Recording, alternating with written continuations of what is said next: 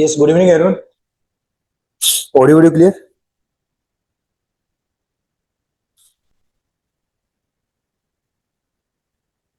चलिए, ओके। सो environment start करते हैं आज। हाइड्रोलॉजी कंप्लीट हो गया हमारा। ठीक है। हाइड्रोलॉजी के कुछ क्वेश्चन जो है मैं आपको प्रोवाइड करा दूंगा वो। तो अगर इसमें कोई डाउट होगा तो आप उसे डिस्कस कर सकते हैं। आगे डिस्कस करते हैं। सो एनवायरनमेंट में वैसे तो अगर हम बात करें, एनवायरनमेंट में दो पार्ट्स हमारे पास, वैसे तो अलग तीन चार पार्ट्स हैं जिसमें हम बात करेंगे रो वाटर इंजीनियरिंग की। एक हमें डिस्कस करना है रो वाटर इंजीनियरिंग। हमें डिस्कस करना है वेस्ट वाटर इंजीनियरिंग। हमें डिस्कस करना है सॉलिड वेस्ट डिस्पोजल। हमें डिस्कस करना है एयर एंड नॉइस पोल्यूशन। ये हमें डिस्कस करना है एयर एंड नॉइस पोल्यूशन। तो सबसे पहले हम डिस्कस करेंगे रो वाटर इंजीनियरिंग। अब रो वाटर इंजीनियरिंग में भी हमारे पास जो टॉपिक्स हैं, अगर मैं रो वाटर इंजीनियरिंग की बात करूं, इसके अंदर हमारे पास जो टॉपिक्स हैं, तो इसमें हम बात करते हैं water demand and population forecasting.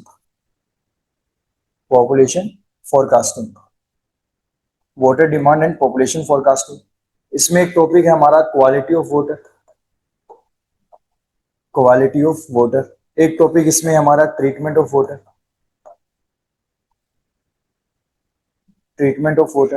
तो इसमें एक हम टॉपिक डिस्कस करेंगे सर्विस रिजर्वायर। Service reservoir. एक हमारा जो टॉपिक रहेगा वो रहेगा हमारा डिस्ट्रीब्यूशन सिस्टम। डिस्ट्रीब्यूशन सिस्टम में ही हम डिस्कस करेंगे different type of pipes, joints, different type of wolves, service connection क्या है, जहां से क्वेश्चंस भी पूछे जाते हैं। तो ये हमारे रो वाटर इंजीनियरिंग का सिलेबस रहेगा। ठीक है। आज की जो क्लास होगी हमारी, तो पहले हम डिस्कशन करेंगे क्वालिटी ऑफ वाटर से, जो इंपॉर्टेंट है। तो क्वालिटी ऑफ वाटर से हम स्टार्ट करेंगे। आज की क्लास में हम डिस्कस करेंगे क्वालिटी ऑफ वाटर, राइट। तो उससे पहले सर वाटर डिमांड पढ़ना जरूरी है नहीं जरूरी, कोई मतलब नहीं है। आपने को पहले क्वालिटी ऑफ वाटर डिस्कस करना है, तो अपन इसको देखेंगे क्वालिटी ऑफ वाटर, राइट। तो स्टार्ट करते हैं उसी पे। सबसे पहले तो अलग अलग टाइप के पानी होते हैं भाई। पानी एक टाइप का तो होता नहीं है, डिफरेंट टाइप्स ऑफ वाटर की आप बात करते हो। जैसे एक वर्ड होता है potable water, wholesome water, pure water, impure water.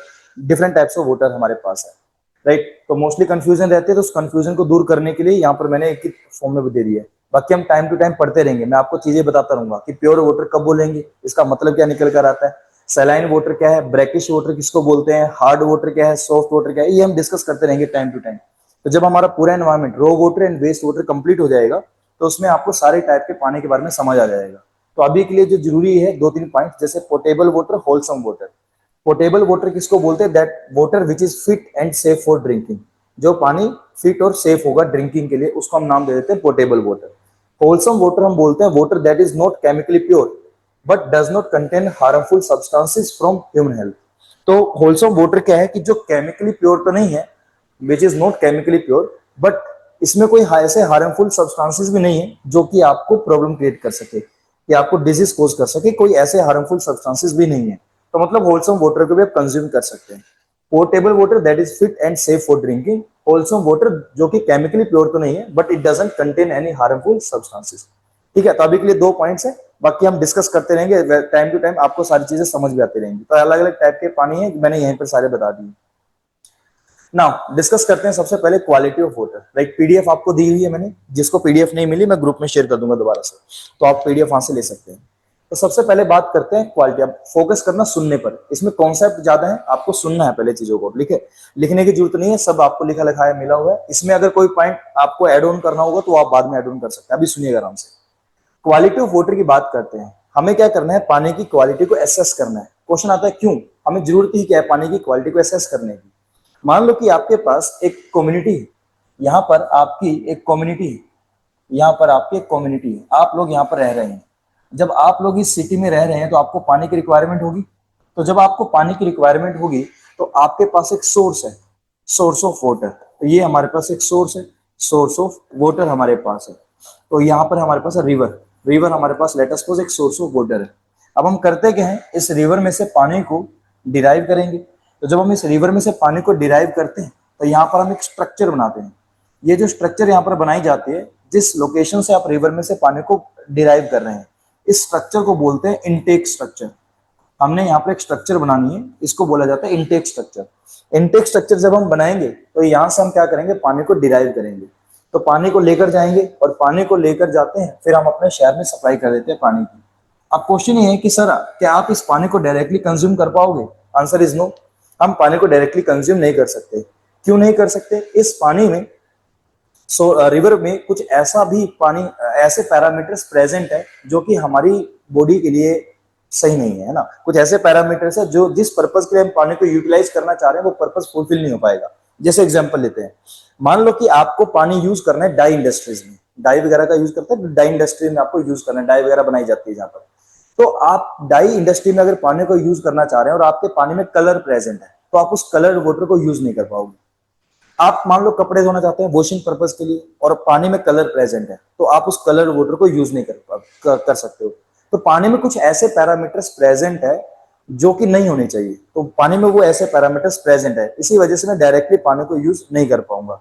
तो मेरा काम क्या होगा, उन पैरामीटर को रिमूव करना, ताकि मैं उन पैरामीटर को रिमूव करूं सो दैट कि मैं उस पानी को यूटिलाइज कर सकता हूं, यूज कर सकूं। अब रिमूव कैसे करोगे? तो पानी में उन पैरामीटर्स को रिमूव करना है जो कि आपको सही नहीं लग रहे हैं। उन पैरामीटर्स को रिमूव करने के लिए हमने क्या बनाया, वाटर ट्रीटमेंट प्लांट। तो हम यहाँ पर एक वाटर ट्रीटमेंट प्लांट की बात करने वाले हैं। अब वाटर ट्रीटमेंट प्लांट में कोई भी पैरामीटर रिमूव करोगे, उसके लिए आपको ये पता होना चाहिए वो पैरामीटर कितनी लिमिट में प्रेजेंट है और कितनी लिमिट तक हम उसको रिमूव कर सकते हैं। 100% रिमूव कर सकते हो, बट 100% रिमूव करोगे तो कॉस्ट भी ज्यादा निकल कर आएगी। तो आपको पहले ये पता करना पड़ेगा कि सर कौन सा पैरामीटर हमारे लिए हार्मफुल है, वो पैरामीटर की हमें नॉलेज होनी चाहिए, और उस पैरामीटर को रिमूव करना है तो कितना रिमूव करना है। तो ट्रीटमेंट प्लांट हमने बनाया तो है। ट्रीटमेंट प्लांट में आपने यूनिट्स के नाम भी सुने होंगे। स्क्रीनिंग करते हैं, एरेशन करते हैं, सेडिमेंटेशन करते हैं, कोएगुलेशन करते हैं, फिल्ट्रेशन करते हैं, फेराइजेशन करते हैं, डीफेराइजेशन होता है, फ्लोरिडेशन होता है, डिसइंफेक्शन होता है। तो एन नंबर ऑफ ट्रीटमेंट्स होते हैं।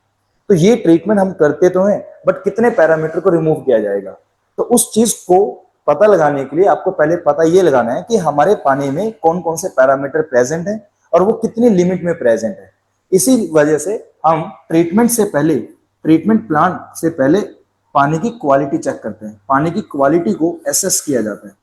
तो ट्रीटमेंट देने से पहले हमें पानी की क्वालिटी को एसेस करना पड़ेगा, उसका मूल्यांकन करना पड़ता है कि अगर हमें पानी की क्वालिटी पता है कि पानी की क्वालिटी ऐसी है हमारे पास, उसके रिस्पेक्ट में ही डिग्री ऑफ ट्रीटमेंट दिया जाएगा। और पानी की क्वालिटी कैसी है और हमें कितना, किस क्वालिटी का पानी चाहिए, वो दो पैरामीटर डिसाइड करने वाले हैं कि डिग्री ऑफ ट्रीटमेंट कितना दिया जाएगा। जैसे एग्जांपल मान के चलते हैं, अभी हम आगे डिस्कस भी करेंगे। पानी में एक पैरामीटर है एल्किनिटी। पानी में एक पैरामीटर है एल्किनिटी। एल्किनिटी के लिए हमारा जो कोड है, ड्रिंकिंग कोड हमारे पास है 10,500। तो ड्रिंकिंग कोड हमें ये बोलता है कि पानी में एल्किनिटी की जो एक्सेप्टेबल लिमिट है वो होनी चाहिए 200 मिलीग्राम पर लीटर। 200 मिलीग्राम पर लीटर HCaCO3। अब ये सर ऐसा क्यों लिखा जाता है HCaCO3, ये भी हम सब डिस्कस करेंगे डिटेल में। अभी मान लो पानी में एल्किनिटी प्रेजेंट है 200 मिलीग्राम पर लीटर HCaCO3, राइट। ये पानी की क्वालिटी है, सोर्स की क्वालिटी है। हमने सोर्स को सैंपल चेक किया, इसकी क्वालिटी हमें मिली। अब इसकी क्वालिटी हमारे पास, लेट अस सपोज रिवर हमारे पास है, हमने इसकी क्वालिटी को चेक किया। इस पानी के अंदर हमें एल्किनिटी मिलती है 400 मिलीग्राम पर लीटर। इसके अंदर हमें एल्किनिटी कितनी मिलती है, 400 मिलीग्राम पर लीटर। और कोड ये बोलता है कि पानी में एल्किनिटी की एक्सेप्टेबल लिमिट कितनी है, 200 मिलीग्राम पर लीटर। मतलब ये हुआ हमें पानी में से एल्किनिटी को रिमूव करना पड़ेगा। उसके लिए क्या करेंगे, ट्रीटमेंट करेंगे। अब एल्किनिटी जो पीछे से आ रही है पानी में, वो कितनी आ रही है, 400। और जब ट्रीटमेंट प्लांट से पानी बाहर जाएगा, इसमें एल्किनिटी कितनी होनी चाहिए, 200 होनी चाहिए। तो डिग्री ऑफ ट्रीटमेंट यानी एफिशिएंसी कितनी आपको चाहिए होगी, वो आप बता सकते हैं। Input minus output divided by input multiply 100। तो डिग्री ऑफ ट्रीटमेंट इतना दिया जाएगा। इनपुट पैरामीटर कितना है, 400। 400 पैरामीटर एंटर किया, रिमूव कितना करना है या बाहर कितना गया, 200। तो इसका मतलब इतना रिमूव हो गया पैरामीटर, कितने में से, जितना आया था 400 में से, मल्टीप्लाई 100। मतलब आपको डिग्री ऑफ ट्रीटमेंट 50% देना है, तो 50% डिग्री ऑफ ट्रीटमेंट दिया जाएगा। तो यहाँ पर हम क्या बोल रहे हैं कि आप ट्रीटमेंट प्लांट में कितना ट्रीटमेंट दोगे, वो डिपेंड किस पे कर रहा है कि हमारे पानी की, हमारे सोर्स की क्वालिटी कैसी है और हमें किस क्वालिटी का पानी चाहिए। किस क्वालिटी का पानी चाहिए, वो पैरामीटर किस लिमिट में होना चाहिए, वो कौन डिसाइड कर रहा है, उसके लिए हम बात करेंगे हमारे ड्रिंकिंग कोड की। तो एक हमारे पास ड्रिंकिंग कोड है हमारा 10,500, तो वो पैरामीटर, वो जो भी पैरामीटर बताएगा हम उसकी बात करने वाले हैं। तो थोड़ी सी कहानी आपको समझ आ रही है। तो क्वालिटी ऑफ वाटर अब स्टार्ट करते हैं। अब देखिएगा, जब हम बात करते हैं पानी की क्वालिटी, कि हमें पानी की क्वालिटी को पहले एसेस करना है कि पानी की क्वालिटी कैसी है। अगर मैं आपको एक गिलास पानी का दूं और मैं आपको बोलता हूं कि जरा चेक करो पानी की क्वालिटी कैसी है, आप बता नहीं पाओगे। तो आपको करना क्या है, पानी की क्वालिटी को एसेस करने के लिए कुछ पैरामीटर्स की हेल्प लेनी होगी। तो हमारे पास कुछ ऐसे पैरामीटर्स हैं जो हमारी हेल्प करेंगे पानी की क्वालिटी को एसेस करने में, कि पानी की क्वालिटी कैसी है। उनको बोलते हैं वाटर क्वालिटी पैरामीटर्स। तो quality of water is found with the help of some parameters termed as the water quality parameters. ये वाटर क्वालिटी पैरामीटर्स आपकी हेल्प करने वाले हैं पानी की क्वालिटी को एसेस करने में, पानी की क्वालिटी को इंडिकेट करने में कि पानी की क्वालिटी कैसी होगी। उनको क्या नाम दिया गया, water quality parameters. These are termed as the water quality parameters. और ये वाटर क्वालिटी पैरामीटर्स कौन कौन से हैं? ये वाटर क्वालिटी पैरामीटर्स तीन हमारे पास है, physical quality parameter, chemical quality parameter, biological quality parameter. Physical quality parameter क्या होते हैं? फिजिकल क्वालिटी पैरामीटर ये वो वाटर क्वालिटी पैरामीटर है जो हमारी हेल्प करेंगे पानी की फिजिकल क्वालिटी को इंडिकेट करने में। कि अगर मुझे ये पता करना है कि हमारे पानी की फिजिकल क्वालिटी कैसी है, तो फिजिकल क्वालिटी को पता लगाने के लिए हम हेल्प लेने वाले हैं फिजिकल क्वालिटी पैरामीटर्स की। केमिकल क्वालिटी पैरामीटर हेल्प करेंगे पानी की केमिकल क्वालिटी को, पानी की केमिकल क्वालिटी को इंडिकेट करने में केमिकल क्वालिटी पैरामीटर हेल्प करने वाले हैं। बायोलॉजिकल क्वालिटी पैरामीटर्स पानी की बायोलॉजिकल क्वालिटी को बताएंगे। अब फिजिकल क्वालिटी का मतलब क्या होता है? फिजिकल क्वालिटी का मतलब पानी की, अगर आप क्या जानना चाह रहे हैं, आप ये जानना चाह रहे हैं कि पानी की फिजिकल क्वालिटी कैसी है। मैंने आपको पानी दिया और मैं आपको एक पूछ रहा हूं कि बताओ जरा पानी की फिजिकल क्वालिटी कैसी है। मैं केमिकल और बायोलॉजिकल पूछ ही नहीं रहा हूं, मैं बस आपसे ये जानना चाह रहा हूं कि मुझे ये बताओ पानी की फिजिकल क्वालिटी कैसी है। तो फिजिकल क्वालिटी का मतलब क्या होता है? फिजिकल क्वालिटी का मतलब पानी की वो क्वालिटी जिसको आप सेंस कर सकते हैं। अगर आप पानी में किसी पैरामीटर को सेंस कर पा रहे हैं by any of your senses, उसको बोलते हैं फिजिकल क्वालिटी पैरामीटर्स। तो फिजिकल क्वालिटी का मतलब that quality of the water which can be sensed by any of our senses. जैसे एग्जांपल लेते हैं, मान लो कि पानी के अंदर टेस्ट, मान लो पानी के अंदर कुछ सॉलिड्स प्रेजेंट है। पानी के अंदर क्या है, कुछ सॉलिड्स प्रेजेंट है, शुगर प्रेजेंट है। जस्ट सिंपल एग्जांपल, पानी में आपने शुगर मिला दी तो पानी में टेस्ट आ जाएगा। आप उस टेस्ट को सेंस कर सकते हैं, तो आप उस टेस्ट को सेंस कर सकते हैं। मतलब टेस्ट क्या है, एक फिजिकल क्वालिटी पैरामीटर बन जाता है। पानी में से स्मेल आ रही है तो उस ऑर्डर को भी आप क्या कर सकते हैं, सेंस कर सकते हैं। तो ऑर्डर भी क्या है, एक फिजिकल क्वालिटी पैरामीटर है। पानी में आपको कुछ पार्टिकल्स दिख रहे हैं, पानी में कुछ पार्टिकल्स आपको दिख रहे हैं जिसको हम सस्पेंडेड सॉलिड्स बोल रहे हैं, तो वो सस्पेंडेड सॉलिड्स भी क्या है, फिजिकल क्वालिटी पैरामीटर। कहने का मतलब ये हुआ, वो पैरामीटर्स जो जिसको आप सेंस कर सकते हैं उनको बोला जाता है फिजिकल क्वालिटी। तो फिजिकल क्वालिटी पैरामीटर्स क्या इंडिकेट करेंगे? फिजिकल क्वालिटी पैरामीटर्स इंडिकेट करेंगे पानी की फिजिकल क्वालिटी को। केमिकल क्वालिटी पैरामीटर्स इंडिकेट करेंगे पानी की केमिकल क्वालिटी को। बायोलॉजिकल क्वालिटी पैरामीटर्स इंडिकेट करेंगे पानी की बायोलॉजिकल क्वालिटी। अब सर केमिकल क्वालिटी का मतलब क्या है और बायोलॉजिकल क्वालिटी का, ये हम आगे डिस्कस करेंगे। पहले हम फिजिकल डिस्कस कर लें, उसके बाद हम केमिकल पे आएंगे, फिर हम डिस्कस करेंगे बायोलॉजिकल पे डिटेल में सारा कुछ। तो सबसे पहले पोर्टेबल और होलसम, तो मैं ऊपर भी बता चुका हूं आपको पोर्टेबल और होलसम का मतलब क्या होता है। ध्यान रखना कि मैंने आपको बताया कि हमारे पानी के अंदर, ये हमारी रिवर है, इस रिवर में हमने जो सोर्स हमारे पास था, इसमें एक पैरामीटर हमने लिया alkalinity. Alkalinity chemical quality parameter है, इसकी एल्किनिटी हमने कैलकुलेट की, आंसर आया 400। तो हमारे पानी में जब हम पानी को यूज करेंगे फॉर ड्रिंकिंग पर्पज की मैं बात कर रहा हूं, तो फॉर ड्रिंकिंग पर्पज अगर मुझे वो पानी कंज्यूम करना है तो कोड हमें ये बोलता है कि पानी में एल्किनिटी की लिमिट कितनी होगी एक्सेप्टेबल, 200 मिलीग्राम पर लीटर होगी एज CaCO2। तो कौन सा कोड है जो हमारी हेल्प कर रहा है, वो है हमारे पास ड्रिंकिंग कोड। तो जितने भी पैरामीटर्स हम आज पढ़ने वाले हैं इस पूरे टॉपिक के अंदर क्वालिटी पैरामीटर में, तो सारे के सारे लिमिट्स आपके इस कोड से आएंगे। IS 10500 ये आपका ड्रिंकिंग कोड रहेगा। एग्जाम में क्वेश्चंस आएगा कि बताओ पानी में टर्बिडिटी की मैक्सिमम वैल्यू कितनी आएगी, पानी में टर्बिडिटी की परमिसिबल लिमिट कितनी है, फ्लोराइड की परमिसिबल लिमिट कितनी है, एक्सेप्टेबल लिमिट कितनी है। वो सारे के सारे पैरामीटर्स आपको आंसर रिपोर्ट करने हैं as per the drinking code 10500। Question में कोड गिवन होगा या नहीं भी हो, आपको आंसर इसके हिसाब से देने हैं। कई बार क्वेश्चन में दूसरे कोड से क्वेश्चन पूछ लेते हैं कि एज पर दिस कोड बताओ क्या आंसर आएगा, तो आपको फिर उसी कोड के कोरस्पोंडिंग आंसर देना पड़ेगा। बट अगर क्वेश्चन में कोड का जिक्र नहीं है, तो हम सारे आंसर देंगे IS 10,500 के हिसाब से। तो मैं आपको जितने भी पैरामीटर्स होंगे सारे पैरामीटर्स बताने वाला हूं एज पर 10,500। बाकी जो अदर वैल्यूज होंगी वो भी मैं आपको बता दूंगा, राइट। तो फिजिकल क्वालिटी पैरामीटर मैंने बताया, ये पैरामीटर हेल्प करेंगे, इंडिकेट करेंगे पानी की फिजिकल क्वालिटी को। तो देखो क्या लिखा हमने, physical quality parameters. Physical quality parameters, these are the parameters that indicate physical quality of the water. और फिजिकल क्वालिटी का मतलब क्या है, that can be sensed by any of our senses. वो पैरामीटर, वो क्वालिटी पानी की जिसको आप सेंस कर सकते हैं, वो क्वालिटी पानी की जिसको आप सेंस कर सकते हैं by any of your senses, उसको बोला जाता है फिजिकल क्वालिटी, राइट। तो पहला पैरामीटर हमारे पास है सस्पेंडेड सॉलिड्स, क्योंकि सस्पेंडेड सॉलिड्स अगर पानी में होंगे आप उसको सेंस कर सकते हैं, राइट। अब सस्पेंडेड सॉलिड्स को डिटेल में पढ़ने से पहले थोड़ा सा बेसिक कॉन्सेप्ट है वो मैं आपको बताना चाह रहा हूं। थोड़ा सा बेसिक कॉन्सेप्ट ये है कि जब हम बात करेंगे हमारे पानी की, जैसे मान लो ये हमारा वाटर सैंपल है, हमने क्या किया, रिवर एक वाटर सैंपल कंसीडर किया। इस वाटर सैंपल के अंदर आपको सॉलिड्स देखने को मिलेंगे, इस वाटर सैंपल के अंदर आपको सॉलिड्स देखने को मिलेंगे। हमने उन सॉलिड्स को क्लासिफाई कर दिया कि इनमें से कुछ ऐसे सॉलिड्स होंगे जो सस्पेंशन में होंगे, इनमें से कुछ ऐसे सॉलिड्स होंगे जो सस्पेंशन में होंगे। तो ये जो ब्लू कलर से मैं सॉलिड बता रहा हूं इनको मैंने बोल दिया सस्पेंडेड सॉलिड्स, कि हमारे पानी के अंदर कुछ सॉलिड्स हमें मिलेंगे, कुछ पार्टिकल्स हमें मिलेंगे। तो वो पार्टिकल्स कुछ सस्पेंशन में होंगे जिसको हमने नाम दे दिया सस्पेंडेड सॉलिड्स।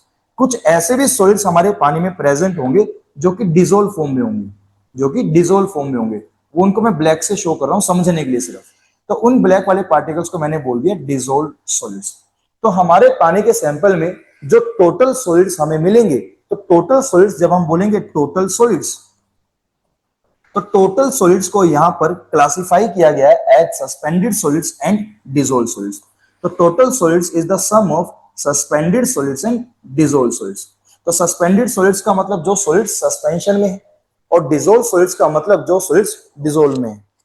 सो देखो कॉन्सेप्ट क्या है हमारे पास, कॉन्सेप्ट ये सस्पेंडेड, देखो हमने क्या किया, एक वाटर सैंपल कंसीडर किया।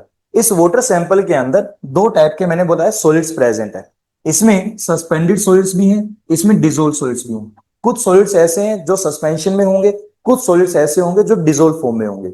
अब कौन से सॉलिड सस्पेंशन में, कौन से सॉलिड डिसॉल्व फॉर्म में है, अब वैसे तो मैं आपको एग्जांपल दूंगा, जैसे जैसे हम पढ़ते जाएंगे चीजों को तो आपको एग्जांपल भी समझ आते जाएंगे, राइट। लेकिन अभी के लिए मैं पार्टिकल साइज के बेसिस पे थोड़ा सा बता देता हूं कि वो पार्टिकल साइज जिसका साइज 1 माइक्रोन से ज्यादा होगा, जो पार्टिकल जिसका साइज 1 माइक्रोन से ज्यादा होगा उसको हम क्या बोलेंगे, सस्पेंडेड सॉलिड्स। पार्टिकल अगर उसका साइज 1 माइक्रोन से ज्यादा होगा उसको हम रखते हैं अंडर द कैटेगरी। नाउ अभी मान लो कि सस्पेंडेड सॉलिड्स किसको बोल रहे हैं हम लोग, सस्पेंडेड सॉलिड्स जिनमें पार्टिकल का साइज 1 माइक्रोन से ज्यादा होगा।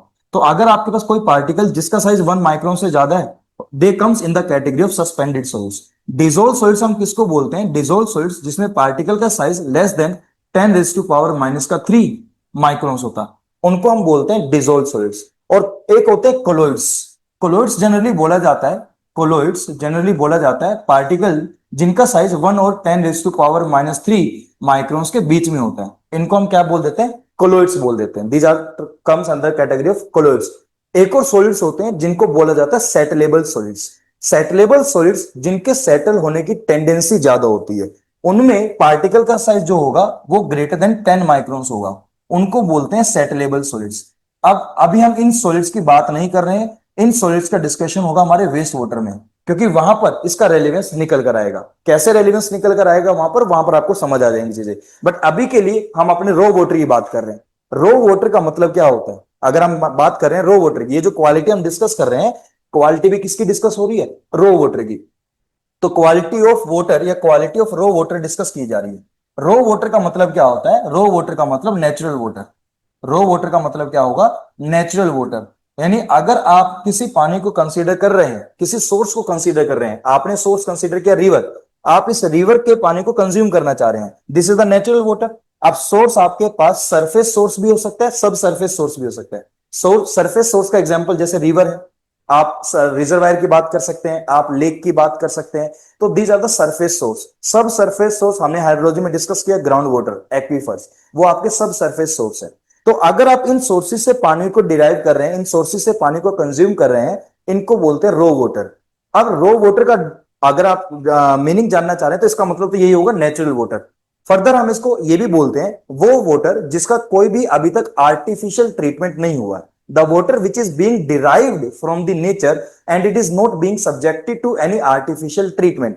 हमने उस पानी का कोई आर्टिफिशियल ट्रीटमेंट नहीं किया है, ऑल्दो उसमें नेचुरल ट्रीटमेंट हो सकता है बट हमने आर्टिफिशियल ट्रीटमेंट नहीं किया, उस पानी को रो वाटर बोलेंगे। जैसे एग्जांपल, अगर आप रिवर के पानी को कंसीडर कर रहे हैं, रिवर में जैसे जैसे रिवर फ्लो करेगी उसमें जो पार्टिकल्स होंगे वो अपने वेट की वजह से सेटल करना शुरू कर देते हैं। बड़े पार्टिकल पहले सेटल होते हैं, छोटे पार्टिकल बाद में सेटल होते हैं।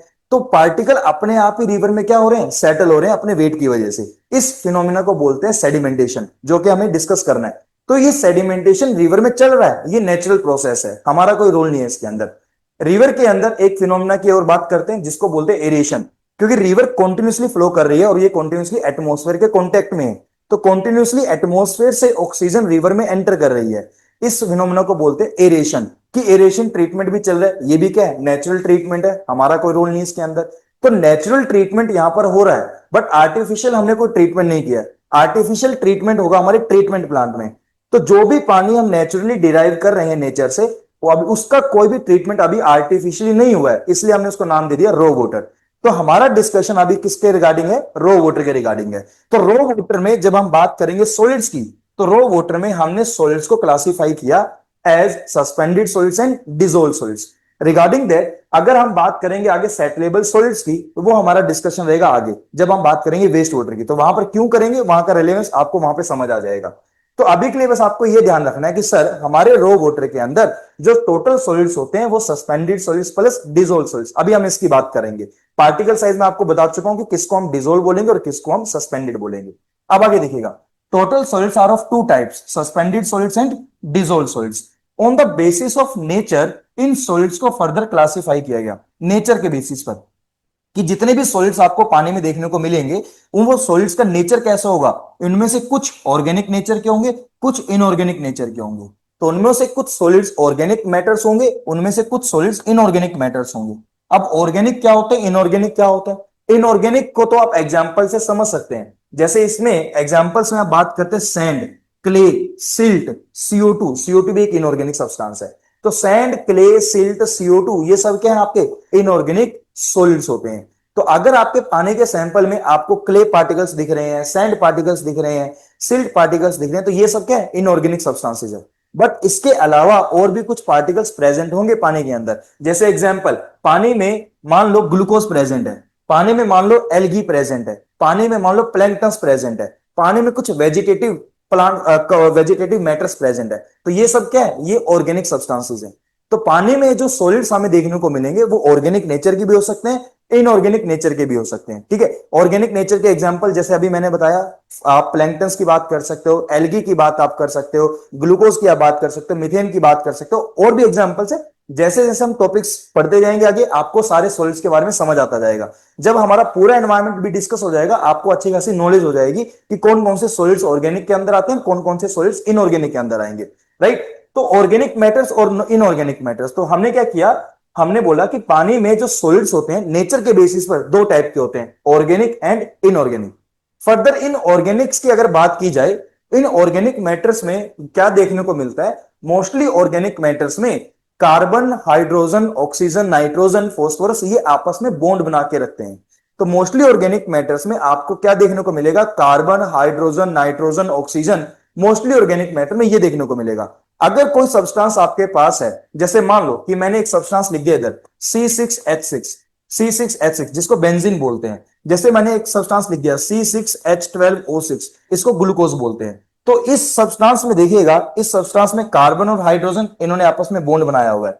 इसके अंदर कार्बन, हाइड्रोजन, ऑक्सीजन इन्होंने आपस में बॉन्ड बनाया हुआ है। तो कुछ ऐसे सब्सटेंसेस जिसमें carbon, hydrogen, oxygen, nitrogen, sulphur ये सब आपस में बॉन्ड बना रहे हैं, इनको बोलते हैं ऑर्गेनिक मैटर। तो ऑर्गेनिक मैटर में generally carbon, hydrogen, oxygen, sulphur, phosphorus, nitrogen etcetera makes bond, इस तरीके से आपस में बॉन्ड बनाएंगे। जैसे एग्जांपल ग्लूकोज है, जैसे एग्जांपल मीथेन, मीथेन भी क्या आपका ऑर्गेनिक मैटर में आता है। बेंजीन जो यहां पे लिखा है C6H6, ये भी आपका किस में आएगा, इसके अंदर ऑर्गेनिक मैटर में आएगा। अब ध्यान रखना, एक्सेप्शनल केस CO2, CO2 में आप बोलेंगे सर इधर कार्बन और ऑक्सीजन ने बॉन्ड बनाया हुआ है, बट ये ऑर्गेनिक नहीं है, ये एक इनऑर्गेनिक सब्सटेंस है। राइट। तो सर हम कैसे बताएंगे, आपके पास कोई क्वेश्चन आया और पूछ लिया कि बताओ ऑर्गेनिक कौन सा इनऑर्गेनिक कौन सा है, तो फिर से मैं अपनी बात रिपीट कर रहा हूं, जैसे जैसे हम क्वालिटी ऑफ वाटर टॉपिक पढ़ते जाएंगे हमें बहुत सारे सॉलिड्स का डिस्कशन करना है, और जैसे जैसे हम चीजें पढ़ते जाएंगे आपको अपने आप चीजें समझ आने लग जाएंगी, ये ऑर्गेनिक होंगे ये इनऑर्गेनिक होंगे, राइट। तो अपने आप आपको चीजें क्लियर होती जाएंगी।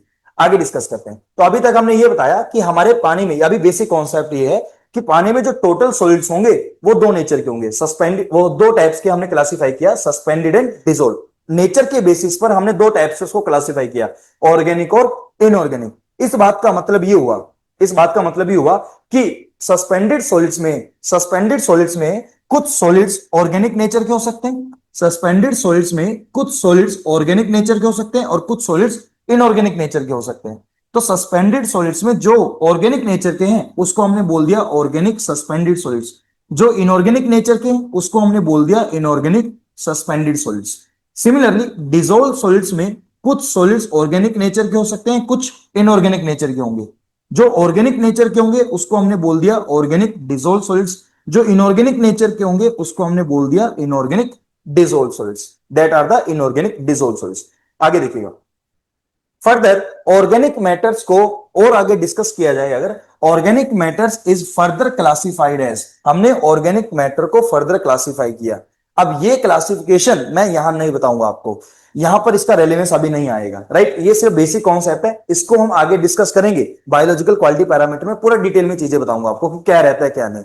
तो अभी के लिए यहां पर नोट्स में लिखा हुआ है, अभी के लिए आप इसको पढ़ना भी मत, कोई रिक्वायर्ड नहीं है यहां पर। तो मैं आपको इस चीज की, इसकी कहानी आगे बताऊंगा पूरे डिटेल में, जब हम बायोलॉजिकल क्वालिटी पैरामीटर डिस्कस करेंगे, माइक्रो ऑर्गेनिज्म के बारे में डिस्कस करेंगे, तो जहां पर इसका रेलेवेंस आएगा मैं वहां पर आपको इसके बारे में जानकारी दूंगा। तो अब इसको रहने देते हैं, ठीक है। अब आगे देखिएगा, सस्पेंडेड सॉलिड, जैसे मैंने बताया कुछ ऑर्गेनिक सस्पेंडेड सॉलिड्स होंगे, कुछ इनऑर्गेनिक सस्पेंडेड सॉलिड्स होंगे। सिमिलरली डिसॉल्व सॉलिड्स में कुछ ऑर्गेनिक डिसॉल्व सॉलिड्स होंगे और कुछ इनऑर्गेनिक डिसॉल्व सॉलिड्स होंगे।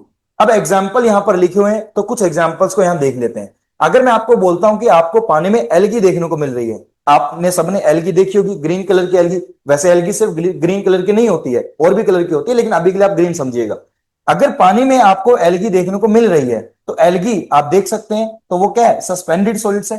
तो सस्पेंडेड सॉलिड्स नेचर क्या है उसका, ऑर्गेनिक, तो वो आएगा ऑर्गेनिक सस्पेंडेड सॉलिड्स में। प्लैंकटन भी क्या है, ऑर्गेनिक सस्पेंडेड सॉलिड्स है आपका। इनऑर्गेनिक की बात करो, इनऑर्गेनिक, लेकिन suspended solids inorganic, suspended solids में organic suspended solids, inorganic suspended solids. Inorganic suspended solids के एग्जांपल, जैसे एग्जांपल अभी आपने बताया यहां पर एग्जांपल में क्या बताया आपने, सैंड, सिल्ट, ये सब क्या है, इनऑर्गेनिक सस्पेंडेड सॉलिड्स है। क्ले इनऑर्गेनिक सस्पेंडेड सॉलिड्स है। इसके अलावा और भी एग्जांपल है, जैसे कैल्शियम कार्बोनेट, आपको पानी में कैल्शियम कार्बोनेट के प्रेसिपिटेट्स देखने को मिलेंगे, आपको पानी में कैल्शियम कार्बोनेट्स के प्रेसिपिटेट देखने को मिलते हैं, तो ये क्या है आपका इनऑर्गेनिक सस्पेंडेड सॉलिड्स है। सिलिका डाइऑक्साइड, इसके प्रेसिपिटेट बनेंगे, ये क्या आपका inorganic suspended solids. Magnesium hydroxide, इसके प्रेसिपिटेट आपको पानी में मिलेंगे, इसको बोलते हैं inorganic suspended solids. Fe2O3, Fe2O3, अब इसको फेरिक ऑक्साइड बोले या फेरस ऑक्साइड, तो इसके बारे में भी आगे बताऊंगा कि Fe+2 अगर होता है तो फेरस बोलते हैं, Fe+3 अगर होता है तो फेरिक बोलते हैं। इसके ऑक्सीडेशन स्टेट से चेक करते हैं। अगर यहां पर बताऊं, ऑक्सीजन -2 होता है, ऑक्सीजन के 3 मोल हैं, तो अगर ऑक्सीजन -2 होता है, ऑक्सीजन के 3 मोल हैं, इसका मतलब ये क्या बनेगा, -6। अब यहां पर आयरन के 2 मोल है, तो इसका मतलब यहां पर क्या होना चाहिए, +3, तो +6 -6 तभी बैलेंस होगा। तो यहां पर आयरन की ऑक्सीडेशन स्टेट +3 निकल कर आ रही है, इस बात का मतलब हम अब आयरन को फेरिक बोलेंगे। तो ये सब्सटेंस है फेरिक ऑक्साइड। अगर ये +2 होता तो फेरस बोला जाता है, अगर ये +3 होता तो फेरिक बोला जाता है, इसको बोलेंगे फेरिक ऑक्साइड, राइट। तो अभी के लिए बस एग्जांपल लिखें, इससे इन एग्जांपल्स के हम आगे भी डिस्कशन करेंगे। तो अभी तो हमारा एनवायरनमेंट जस्ट स्टार्ट ही हुआ है, तो टेंशन मत लेना बिल्कुल भी। तो यहां पर बहुत लंबा एनवायरनमेंट चलने वाला है और हमें टाइम भी लगेगा सीखने में, चीजों को डाइजेस्ट करने में टाइम लगेगा। इसलिए मैं आपको बस एक ही चीज बोलूंगा कि जो भी मैं आपको क्लास में करवाऊंगा, आपको 2 या 3 बारी वो पढ़ना ही पढ़ना है, एक बारी पढ़ने से काम नहीं चलेगा, 2-3 बारी आपको पढ़कर आना है। आगे देखो, डिसॉल्व सॉलिड्स की अगर बात करें तो डिसॉल्व सॉलिड्स में कुछ सॉलिड्स हमारे पास ऑर्गेनिक होंगे और कुछ हमारे पास क्या होंगे, इनऑर्गेनिक होंगे। ऑर्गेनिक डिसॉल्व सॉलिड्स हैं बट ऑर्गेनिक नेचर के, जैसे एग्जांपल ग्लूकोज, जैसे एग्जांपल फिनोल। तो ये आपके एग्जांपल है ऑर्गेनिक डिसॉल्व सॉलिड्स के। इनऑर्गेनिक डिसॉल्व सॉलिड्स के एग्जांपल देखिएगा, inorganic dissolve solids dissolve form में होंगे बट इनऑर्गेनिक नेचर के होंगे। Magnesium carbonate, inorganic dissolve solids होता है। NaCl इनऑर्गेनिक डिसॉल्व सॉलिड्स होता है। यहां पर magnesium sulphate inorganic dissolve solids होता है। Carbon dioxide inorganic dissolve substances है। तो यहां पर हमने बताया कि हमारे पास कुछ एग्जांपल्स हैं। अब कई बार क्वेश्चन आ जाता है, क्वेश्चन ये बोल देता है कि इनमें से बताओ कौन सा सॉलिड्स ऑर्गेनिक है, कौन सा सॉलिड्स इनऑर्गेनिक है, कौन सा डिसॉल्व फॉर्म में है, कौन सा सस्पेंडेड फॉर्म में है। तो यहां से इन एग्जांपल से भी आप बता सकते हैं। बाकी इन्हीं एग्जांपल्स को हम बार बार आगे डिस्कस करेंगे और ये एग्जांपल आपके माइंड में अच्छे से सेट हो जाएंगे कि कौन सा ऑर्गेनिक होगा, कौन सा इनऑर्गेनिक, कौन सा सस्पेंशन में मिलेगा और कौन सा डिसॉल्व में मिलेगा। इन्हीं चीजों को हम आगे डिस्कस करेंगे धीरे धीरे और आपको सारी चीजें अपने माइंड में आपके क्लियर हो जाएंगी। आगे डिस्कस करते हैं। अब बात आती है कि सर ठीक है, हम सस्पेंडेड सॉलिड्स डिस्कस कर रहे हैं। सस्पेंडेड सॉलिड्स हमारा पहला पैरामीटर था, अभी हमने बेसिक कॉन्सेप्ट पढ़ा। अब आते हैं अपने सस्पेंडेड सॉलिड्स के ऊपर। First physical quality parameter suspended solids. हम टोटल सॉलिड्स को फिजिकल क्वालिटी पैरामीटर क्यों नहीं बोलते, हम सस्पेंडेड को क्यों बोल रहे हैं? क्योंकि सस्पेंडेड सॉलिड्स को सेंस कर सकते हैं, इसको देखा जा सकता है। पानी में अगर डिसॉल्व सॉलिड्स होगा इसको सेंस नहीं कर सकते, इसलिए dissolve solids physical quality parameter में नहीं आता, ये केमिकल क्वालिटी पैरामीटर में आता है। तो इसलिए हमारा पहला फिजिकल क्वालिटी पैरामीटर आता है सस्पेंडेड सॉलिड्स। अब अगर पानी में सस्पेंडेड सॉलिड्स प्रेजेंट है तो क्या आप उस पानी को कंज्यूम कर सकते हैं? आप बोलेंगे कि नहीं सर, अगर मैं आपको पानी में कुछ मिट्टी डालकर दूं तो क्या आप उस पानी को कंज्यूम कर सकते हैं? आप बोलेंगे नहीं सर, हम पानी को कंज्यूम नहीं कर सकते। तो अभी हमें यह पता करना है कि पानी में अगर सस्पेंडेड सॉलिड्स प्रेजेंट है तो उसका इंपैक्ट क्या हो सकता है, उसके इंपैक्ट की बात करनी है अपने को। इंपैक्ट अगर हमें समझ आता है, अगर इंपैक्ट हार्मफुल हुआ तो हमें वो पैरामीटर पानी में से रिमूव करना पड़ेगा। अगर वो इंपैक्ट हार्मफुल नहीं हुआ तो रिमूव करने की भी रिक्वायरमेंट नहीं है, फालतू में पैसा क्यों लगाना फिर। तो पहले हम उसके इंपैक्ट की बात कर लेते हैं। सबसे पहला इंपैक्ट, अगर पानी में सस्पेंडेड सॉलिड्स प्रेजेंट हुआ तो वो पानी देखने में ही अच्छा नहीं लगेगा, एस्थेटिकली डिस्प्लेसिंग।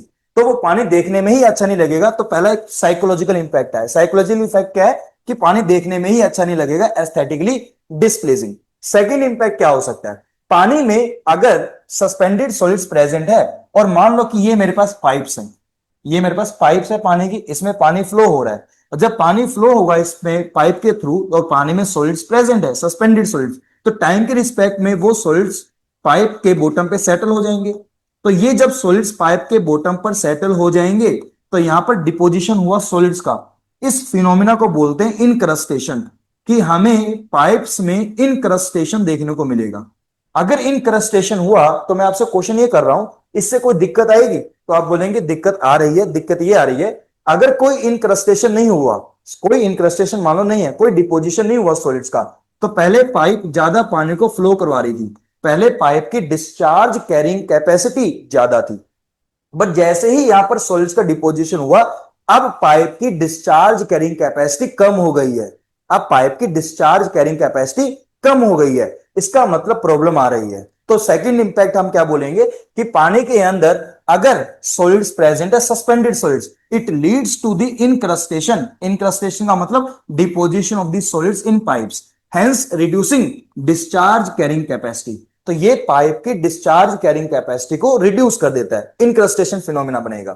तीसरा इंपैक्ट और क्या हो सकता है, देखो तीसरा इंपैक्ट ये है कि अगर पानी में सस्पेंडेड सॉलिड्स प्रेजेंट है, सस्पेंडेड सॉलिड्स मान लो दीज आर, ये सस्पेंडेड सॉलिड्स हैं। अब मान लो ये सस्पेंडेड सॉलिड्स ऑर्गेनिक नेचर के हुए, मान लो ये सस्पेंडेड सॉलिड्स क्या हुए, ऑर्गेनिक नेचर के हुए, ऑर्गेनिक सस्पेंडेड सॉलिड्स हुए। तो अगर पानी में ऑर्गेनिक सब्सटेंसेस प्रेजेंट है तो इन ऑर्गेनिक सब्सटेंसेस की वजह से पानी में हमें माइक्रो ऑर्गेनिज्म भी देखने को मिलते हैं। अब क्योंकि मैंने बताया था कि ये डिस्कशन मैं आपको बाद में करूंगा, बाद में इसका रेलेवेंस ज्यादा आएगा बायोलॉजिकल क्वालिटी पैरामीटर में। तो अभी के लिए कॉन्सेप्ट बस इतना समझिएगा, पानी में अगर ऑर्गेनिक मैटर हुआ, ऑर्गेनिक मैटर जिसमें कार्बन, हाइड्रोजन, ऑक्सीजन ये सब आपस में बॉन्ड बनाते हैं, तो पानी में ऑर्गेनिक मैटर होने की वजह से पानी में माइक्रो ऑर्गेनिज्म भी देखने को मिलेंगे। और ये माइक्रो ऑर्गेनिज्म हमारे लिए हार्मफुल हो सकते हैं। सारे माइक्रो ऑर्गेनिज्म हार्मफुल नहीं होते हैं, वो माइक्रो ऑर्गेनिज्म जो हमारे लिए हार्मफुल होते हैं उनको बोला जाता है पैथोजेंस। तो पैथोजेंस वो माइक्रो ऑर्गेनिज्म जो हमारे लिए हार्मफुल होते हैं। जैसे एग्जांपल की बात करते हैं, जैसे आपने नाम सुना है बैक्टीरिया, वायरस, फंगस, प्रोटोजोआ, हेलमिंथ्स, तो ये सब क्या है, पैथोजेंस होते हैं। ये पैथोजेंस हमारे लिए हार्मफुल होते हैं। कुछ माइक्रो ऑर्गेनिज्म दूसरे भी होते हैं जो हमारे लिए हार्मफुल नहीं होते, जिनको बोलते हैं कोलिफॉर्म्स बैक्टीरिया, वो हम आगे डिस्कस भी करेंगे। तो पानी में अगर सस्पेंडेड सॉलिड्स प्रेजेंट हुए और ये सस्पेंडेड सॉलिड्स अगर ऑर्गेनिक नेचर के हुए, तो पानी में disease causing micro organism grow कर सकते हैं जिनको पैथोजेंस बोलते हैं, उसकी वजह से हमें डिजीज हो सकती है। तो सस्पेंडेड सॉलिड्स में be biodegradable in nature, biodegradable in nature क्योंकि ऑर्गेनिक मैटर बायोडिग्रेडेबल हो सकता है।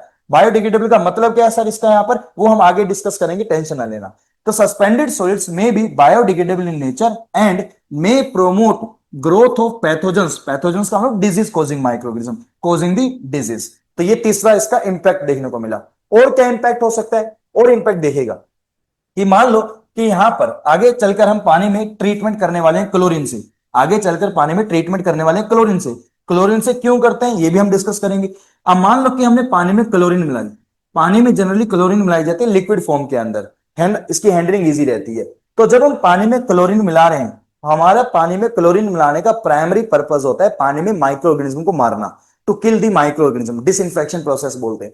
तो पानी में हम माइक्रो ऑर्गेनिज्म को मारने के लिए क्लोरीन मिला रहे हैं और पानी में ये माइक्रो ऑर्गेनिज्म प्रेजेंट है, this is the micro organism. और पानी में सस्पेंडेड सॉलिड्स भी प्रेजेंट है। तो ये सस्पेंडेड सॉलिड्स क्या कर रहे हैं, ये सस्पेंडेड सॉलिड्स इन माइक्रो ऑर्गेनिज्म के चारों तरफ आ गए, या आप ऐसा बोल सकते हैं कि माइक्रो ऑर्गेनिज्म जो है वो इन सस्पेंडेड सॉलिड्स के अंदर आके ट्रैप हो गया है। तो सस्पेंडेड सॉलिड्स एक टाइप की शील्ड का काम कर रहा है, एक टाइप की शील्ड का काम कर रहा है कि हम पानी में क्लोरीन मिला रहे हैं ताकि क्लोरीन जाए और माइक्रो ऑर्गेनिज्म को मार दे। बट क्योंकि माइक्रो ऑर्गेनिज्म के चारों तरफ सस्पेंडेड सॉलिड्स आ चुके हैं, जिसकी वजह से वो क्लोरीन अब माइक्रो ऑर्गेनिज्म को मार नहीं पाएगी। कहने का मतलब ये हुआ कि हमारी क्लोरीनेशन की एफिशिएंसी रिड्यूस हो जाती है, हमारी क्लोरीनेशन की एफिशिएंसी रिड्यूस हो जाती है। सेम वे में कुछ क्लोरीन इस पार्टिकल के ऊपर एडियर हो जाएगी, क्योंकि हम क्लोरीन को मिला रहे हैं लिक्विड फॉर्म में, तो हमने पानी में क्लोरीन मिलाई, कुछ क्लोरीन इन पार्टिकल्स के ऊपर एडियर हो जाएगी by physical force of attraction. तो जितनी क्लोरीन पानी को चाहिए उतनी क्लोरीन अब सफिशिएंट नहीं है, क्योंकि उसमें से कुछ क्लोरीन इन पार्टिकल्स के ऊपर एडियर हो गई है। इसका मतलब हमें सेम एफिशिएंसी को अचीव करने के लिए और भी ज्यादा क्लोरीन पानी में मिलानी पड़ेगी। इसका मतलब कॉस्ट निकल कर आएगी, कॉस्ट इंक्रीज कर जाती है। तो यहां पर एक रीजन ये निकल कर आया कि suspended solids interfere with treatment of water, ये ट्रीटमेंट ऑफ वाटर के साथ इंटरफेयर कर रहा है। इंटरफेयर किसके साथ, कौन से ट्रीटमेंट के साथ, क्लोरीनेशन के साथ, डिसइंफेक्शन के साथ। तो कैसे, बाय इंक्रीजिंग कॉस्ट, या तो ये कॉस्ट इंक्रीज कर दे रहा है या ये एफिशिएंसी को रिड्यूस कर दे रहा है। तो ये सारे इंपैक्ट निकल कर आते हैं पानी में सस्पेंडेड सॉलिड्स के, ये सारे इंपैक्ट पानी निकल कर आते हैं सस्पेंडेड सॉलिड्स के। अब हमें सस्पेंडेड सॉलिड्स को रिमूव करना है, बट रिमूव कहां होगा, ट्रीटमेंट प्लांट में। बट कितना रिमूव होगा उससे पहले हमें यह पता करना है कि हमारे पानी में सस्पेंडेड सॉलिड्स कितना प्रेजेंट है। अब हम बात करते हैं इसके मेजरमेंट की। नाउ मेजरमेंट कैसे किया जाए सस्पेंडेड सॉलिड्स का। तो सस्पेंडेड सॉलिड्स को कभी भी गिनकर नहीं बताएंगे कि 10 है, 20 है, 50 है, गिनकर कभी नहीं बताते। सस्पेंडेड सॉलिड्स का वेट मेजर किया जाता है। सस्पेंडेड सॉलिड्स को मेजर करने के लिए हम क्या करते हैं, उसका वेट कंसीडर करते हैं। तो सस्पेंडेड सॉलिड्स का वेट मेजर किया जाता है और इस टेक्निक को बोलते हैं ग्रेविमेट्रिक टेक्निक। सस्पेंडेड सॉलिड्स की मेजरमेंट होती है बाय टेक्निक जिसको नाम दिया जाता है ग्रेविमेट्रिक टेक्निक। तो ग्रेविमेट्रिक टेक्निक बोलते हैं इसको। ग्रेवी का मतलब ग्रेविटी, मैट्रिक का मतलब मेजरमेंट, ग्रेविटी मेजरमेंट, कि आप वेट को मेजर कर रहे हैं, ग्रेविटी को मेजर कर रहे हैं। ग्रेविटी मींस वेट, कि आप वेट को मेजर कर रहे हैं। कैसे करते हैं हम देखिएगा कॉन्सेप्ट। अब मान लो कि हमारे पास एक सैंपल है, सैंपल मान लेते हैं 200 ml का सैंपल हमने लिया है। इस 200 ml के सैंपल में सॉलिड्स प्रेजेंट है। सॉलिड्स कौन से, टोटल सॉलिड्स। और टोटल सॉलिड्स किसके इक्वल होते हैं, dissolved solids plus suspended solids. तो पानी के अंदर टोटल सॉलिड्स प्रेजेंट है, dissolved solids plus suspended solids, right. हमने क्या किया, पानी को फिल्टर किया, फिल्टर पेपर यूज किया, फिल्टर पेपर हमने यूज किया और पानी को यहां से फिल्टर करवा दिया। जब पानी को फिल्टर करेंगे, जब पानी को फिल्टर करेंगे तो इस फिल्टर पेपर के ऊपर सस्पेंडेड सॉलिड्स रिटेन कर जाएगा और डिसॉल्व्ड सॉलिड्स यहां से पास होकर चला जाएगा। फिल्टर पेपर से पानी पास हो रहा है, फिल्टर पेपर से साथ में डिसॉल्व्ड सॉलिड्स भी पास होकर चला जाएगा। तो फिल्टर पेपर से जो पानी फिल्टर होकर नीचे आ रहा है उसको हम एक कंटेनर में कलेक्ट कर लेते हैं। इस कंटेनर के अंदर क्या प्रेजेंट है, H2O प्लस डिसॉल्व्ड सॉलिड्स।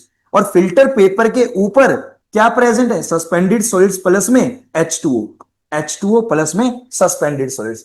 तो फिल्टर पेपर के ऊपर जो सब्सटेंस बच गया इसको बोला जाता है residue, residue on the filter. तो फिल्टर के ऊपर जो रेजिड्यू मिलेगा उसमें आप क्या बोल रहे हैं, इसमें आपको मिलेगा सस्पेंडेड सॉलिड्स प्लस कुछ अमाउंट ऑफ वाटर। अब यहां पर एक मैं आपको प्रैक्टिकल ऑब्जर्वेशन बता रहा हूं कि कभी भी ये मत सोचिएगा कि सर हम कोई भी यूनिट यूज करेंगे उसकी एफिशिएंसी 100% आएगी, ये चीज कभी मत सोचिएगा। अगर हम ये बोल रहे हैं कि सर फिल्टर पेपर के ऊपर सिर्फ H2O प्लस सस्पेंडेड सॉलिड्स रहेगा, मतलब कोई डिसॉल्व सॉलिड्स यहां नहीं मिलेगा, तो आप गलत सोच रहे हैं, ऐसा नहीं होता। अगर आप ये सोच रहे हैं कि फिल्टर पेपर से सारा का सारा डिसॉल्व सॉलिड्स पास कर जाएगा, कोई सस्पेंडेड सॉलिड्स पास नहीं करेगा, तो भी आप गलत सोच रहे हैं। तो आपको सोचने का तरीका चेंज करना है। कोई भी चीज की एफिशिएंसी 100% नहीं होती है। इस बात का एग्जांपल लेके चलते हैं। हमारे घर में जो पानी आता है वो ट्रीट होके आता है। पानी ट्रीट होने के बावजूद भी भाई पानी हम जो कंज्यूम कर रहे हैं वो ट्रीटेड वाटर कंज्यूम कर रहे हैं, और पानी की ट्रीटमेंट होने के बावजूद भी हम बीमार हो जाते हैं, पानी की वजह से बीमार हो जाते हैं। ऐसा क्यों हो रहा? क्योंकि जो ट्रीटमेंट प्लांट आपने लगाया उसकी एफिशिएंसी 100% नहीं है। इतना ही नहीं, हमें पता है कि हमारे घर में पानी ट्रीटमेंट होने के बाद आ रहा है, हम इसके बावजूद भी अपने घर में फिल्टर्स लगाते हैं। ट्रीटमेंट हम अपने घर में क्या लगाते हैं? फिल्टर्स लगाते हैं, जिसको आप आरओ बोलते हैं। अब आरओ हम ट्रीटमेंट प्लांट में पढ़ेंगे, आरओ पूरा ट्रीटमेंट प्लांट नहीं होता है, हम अपने घर में पूरा ट्रीटमेंट प्लांट लगाते हैं। आरओ आप बोलते हैं, आरओ एक प्रोसेस का नाम है, हम आगे डिस्कस करेंगे। अब वो फिल्टर लगाने के बावजूद भी आप बीमार हो जाते हो, मतलब ये है कि किसी भी चीज की एफिशिएंसी 100% नहीं होती है। तो अगर हम यहां पर बोल रहे हैं कि फिल्टर पेपर से सॉलिड्स पास कर रहा है और वो जो सॉलिड पास करेगा वो सिर्फ और सिर्फ डिसॉल्व सॉलिड्स होगा, प्रैक्टिकली ये बात सही नहीं है। एग्जाम के प्रोस्पेक्टिव से हम यही बात बोलेंगे कि फिल्टर पेपर से जो सॉलिड पास कर गया वो सिर्फ डिसॉल्व सॉलिड्स होगा, जो रिटेन करेगा वो सस्पेंडेड सॉलिड्स होगा। तो हमें एग्जाम के प्रोस्पेक्टिव से भी सोचना, थोड़ा सा प्रैक्टिकल प्रोस्पेक्टिव से भी सोचना पड़ेगा, राइट। अब कई बार एग्जाम में ये बोल देता है कि जो सब्सटेंस इस फिल्टर पेपर से पास होगा हम उसको बोल देते हैं फिल्ट्रेबल सॉलिड्स। कई बार आपको नोमेनक्लेचर्स देखने को मिलेंगे एग्जाम के अंदर। तो जो सब्सटेंस इस फिल्टर पेपर से पास हो गया हम उसको क्या नाम दे रहे हैं? फिल्ट्रेबल सॉलिड्स बोल दे रहे हैं कि दीज आर द फिल्ट्रेबल सॉलिड्स या फिल्ट्रेबल सब्सटेंसेस। जो सब्सटेंस फिल्टर से पास नहीं हुआ वो हो जाएगा रेजिड्यू, या आप इसको बोल सकते हो नॉन फिल्ट्रेबल सॉलिड्स। तो ऊपर क्या है? नॉन फिल्ट्रेबल सॉलिड्स, और नीचे क्या हो गया? आपके फिल्ट्रेबल सॉलिड्स हो गए।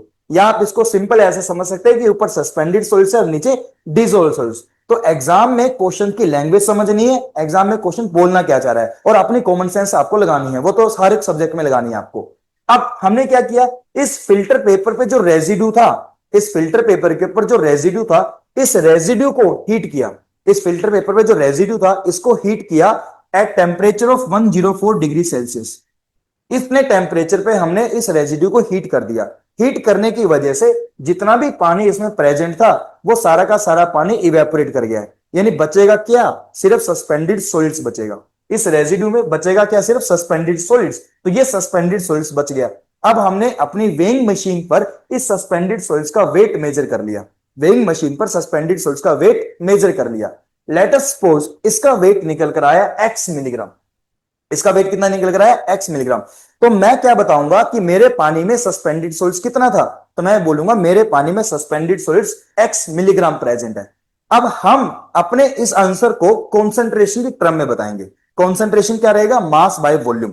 तो देखो कैसे रिपोर्ट करते हैं। अगर मुझे बताना हो कॉन्सेंट्रेशन किसकी? सस्पेंडेड सॉलिड्स की, तो हमने वेट मेजर कर लिया। सस्पेंडेड सॉलिड्स का वेट निकल कर आया x मिलीग्राम। तो हमने बोला कि x milligram suspended solids present है। किसमें प्रेजेंट है? Mass by volume. वॉल्यूम कितना लिया आपने? 200 ml। तो आपका x milligram suspended solids 200 ml sample में प्रेजेंट है। तो अगर 200 ml सैंपल में x मिलीग्राम सस्पेंडेड सॉलिड्स देखने को मिलता है, अगर 200 ml सैंपल में x मिलीग्राम सस्पेंडेड सॉलिड्स देखने को मिलता है, तो ये बताओ 1000 ml सैंपल में कितना सस्पेंडेड सॉलिड्स देखने को मिलेगा? तो आप बोल देंगे x बाई 200 मल्टीप्लाई 1000। तो आंसर कितना आएगा? 5x। आंसर कितना आ जाएगा? 5x। तो यहां पर हम अपने आंसर की जो यूनिट होगी वो कैसे बता रहे हैं? या तो आप बताओ x मिलीग्राम पर 200 ml। अब आपने बोला सर हमने 200 ml सैंपल लिया, उस 200 ml सैंपल में x milligram suspended solids present है। अब आपके पास पानी का वॉल्यूम बहुत ज्यादा है, तो उस टोटल वॉल्यूम में कितना सस्पेंडेड सॉलिड्स होगा? तो यहां पर डिनोमिनेटर में 200 ml है, ये आपको थोड़ा सा कैलकुलेशन में दिक्कत क्रिएट कर रहा है। आपने काम को आसान करने के लिए क्या बोल दिया कि हमने इसको मान लिया 1 लीटर सैंपल में, कि अगर 200 ml में x मिलीग्राम प्रेजेंट है तो 1 लीटर पानी में कितना सॉलिड्स प्रेजेंट होगा। तो हमने ये कन्वर्जन लगाया, तो आंसर कितना आया? 5x मिलीग्राम पर लीटर। आंसर कितना आया? 5x मिलीग्राम पर लीटर। 5x मिलीग्राम पर लीटर। तो हमने ये बता दिया कि हमारे 1 लीटर पानी में 5x milligram suspended solutes present है। तो यहां पर हमने सस्पेंडेड सॉल्यूट्स की कॉन्सेंट्रेशन बता दी इन टर्म्स ऑफ मास कि 5x मिलीग्राम पर लीटर। अब आपको जब 1 लीटर पानी में सस्पेंडेड सॉल्यूट्स पता लग गया, आपके पास 100 लीटर पानी है जिसको आपने ट्रीट करना है, तो 100 लीटर पानी में कितना सस्पेंडेड सॉलिड होगा 1 लीटर में आपने बता दिया, तो 100 लीटर में बता सकते हैं मल्टीप्लाई करके। तो आप वेरी इजीली अपने आंसर को यहां पर रिपोर्ट कर सकते हैं। तो काम को आसान करना है, कभी भी काम को मुश्किल नहीं करते हैं, तो जैसे भी आसान हो सकता है हम काम को आसान करने की कोशिश करते हैं। तो 5x मिलीग्राम पर लीटर। अब यहां पर एक चीज और ध्यान दीजिएगा, पानी के केस में जो भी पैरामीटर्स होंगे उसके लिए हम एक और यूनिट यहां पर रिपोर्ट करते हैं, पीपीएम। पीपीएम का मतलब होता है पार्ट्स पर मिलियन, 1 मिलियन का एक पार्ट। ऑन अप्रोक्सीमेटली हम ये लिख सकते हैं, approximately not exactly, 1 litre approximately equal to 1 kg। ये बात लिखी जा सकती है कि 1 लीटर अप्रोक्सीमेटली 1 किलो के इक्वल होता है। तो 1 litre is approximately equal to 1 kg। तो अगर मैं बोल रहा हूं 5x मिलीग्राम पर लीटर, तो मैं ये भी तो बोल सकता हूं 5x मिलीग्राम पर केजी। अप्रोक्सीमेटली हम ये भी बोल सकते हैं 5x मिलीग्राम पर केजी। तो अगर मैं ये चीज बोल रहा हूं तो जरा इस चीज का आंसर दीजिएगा। अगर मैंने लिखा सिंपल 1x मिलीग्राम पर केजी, इस बात का मतलब ये हुआ 1 मिलीग्राम 1 मिलीग्राम 1 किलो का कौन सा पार्ट है, आप बोलेंगे मिलियंथ पार्ट है। 1 मिलीग्राम 1 किलो का कौन सा पार्ट होता है, मिलियंथ पार्ट होता है। तो अगर सस्पेंडेड सॉल्यूट्स की कॉन्सेंट्रेशन 1x मिलीग्राम, या सिंपल 1 लिख लो, नोट x भी लिखने की जरूरत नहीं है। अगर सस्पेंडेड सॉल्यूट्स की कॉन्सेंट्रेशन 1 मिलीग्राम पर लीटर निकल कर आती है, इसका मतलब मैं ये बोल सकता हूं ये वैल्यू 1 किलो का 1 मिलियंथ पार्ट है। तो हम इसको लिख सकते हैं 1 ppm, 1 पार्ट पर मिलियन, यानी 1 मिलियन का एक पार्ट है। अगर पानी में सस्पेंडेड सॉल्यूट्स 5 मिलीग्राम पर लीटर आया है, अगर पानी में सस्पेंडेड सॉल्यूट्स 5 मिलीग्राम पर लीटर आया, इस बात का मतलब इसकी कौन से, ये 5th पार्ट हो गया, 5th मिलियन पार्ट, तो आप इसको बोलेंगे 5 ppm।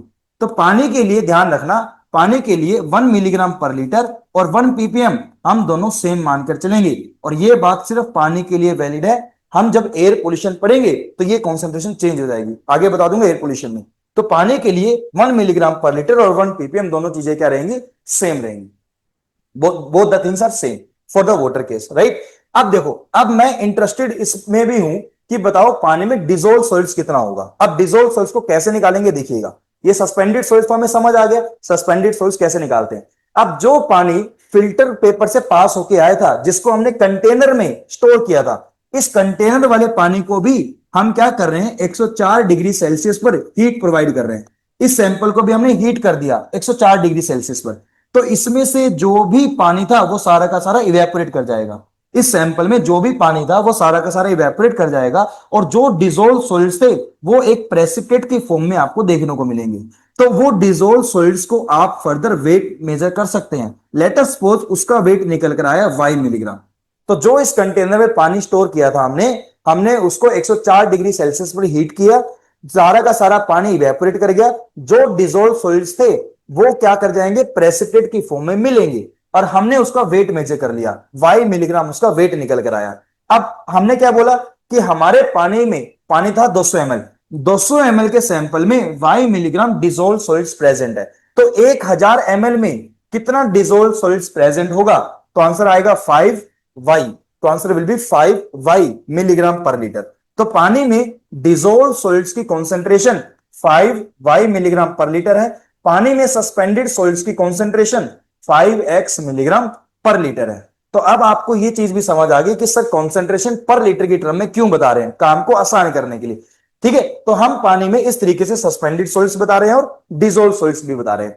अब यहां पर देखिएगा, यहां पर थोड़ा सा एग्जाम के पॉइंट ऑफ व्यू से क्या है, जो ग्रेविमेट्रिक टेक्निक में करते कैसे हैं। सबसे पहले हम क्या लेते हैं, एक वॉल्यूम कंसीडर करते हैं, टेक नॉन सैंपल वॉल्यूम। जैसे अभी हमने कितना लिया, 200 ml लिया।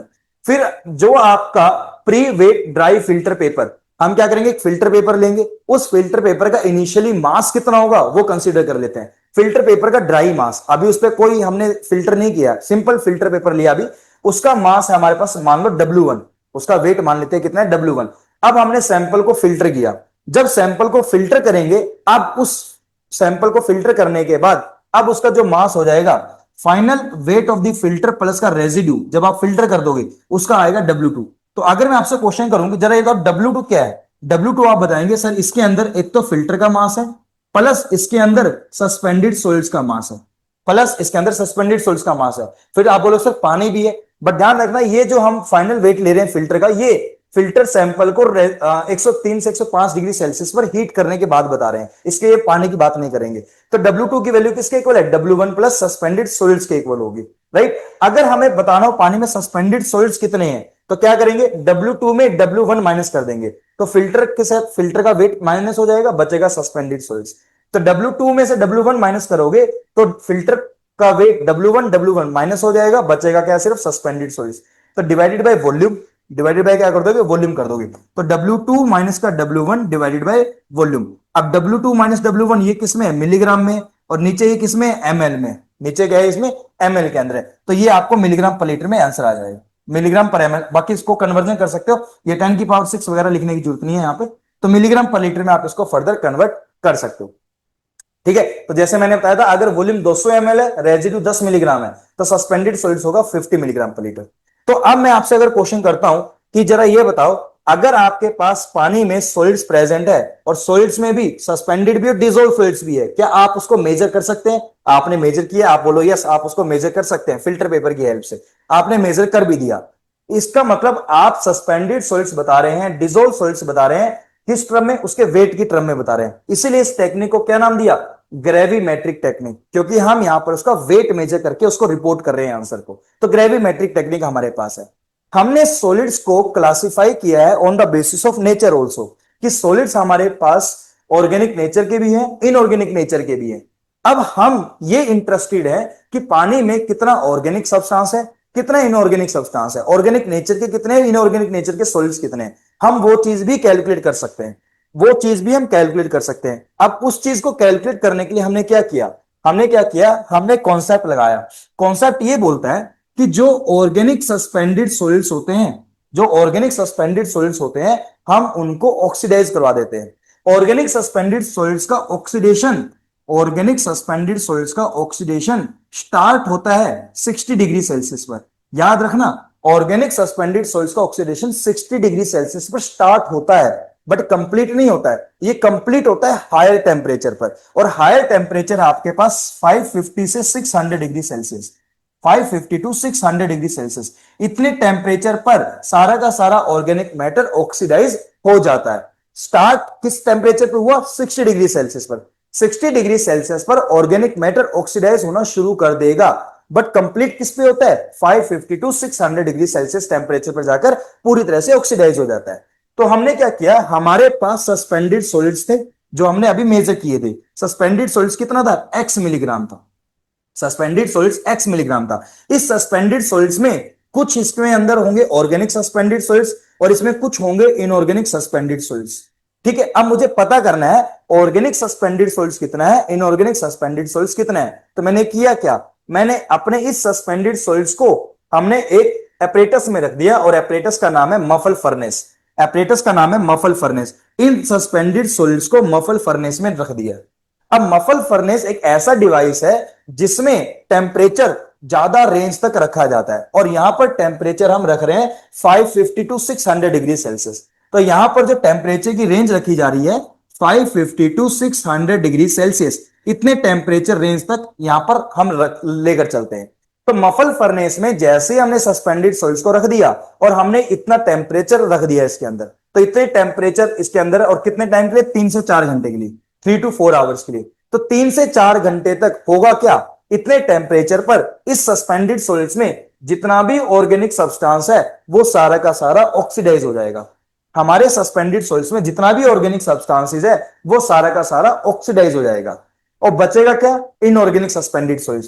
तो 3 से 4 घंटे के बाद जब आप इन सॉलिड्स को बाहर निकालोगे, तो जो भी सॉलिड्स आपको मिलेगा आप उसको बोलेंगे इनऑर्गेनिक सस्पेंडेड सॉलिड्स। रीजन, क्योंकि ऑर्गेनिक सस्पेंडेड सॉलिड तो सारा ऑक्सीडाइज हो गया है, बचा क्या? सिर्फ इनऑर्गेनिक सस्पेंडेड सॉलिड्स, राइट।